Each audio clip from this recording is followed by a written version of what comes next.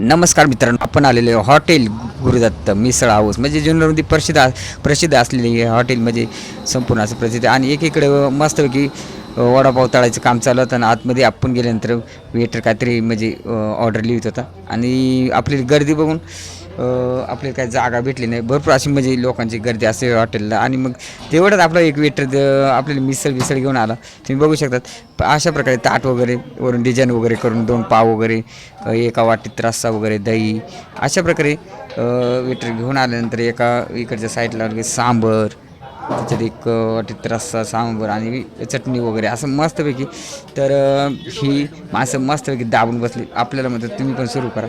तर मग इकडं आपलं मिसळ तयारच होती. तर आपण इकडच्या ताटावरती बसलेलो.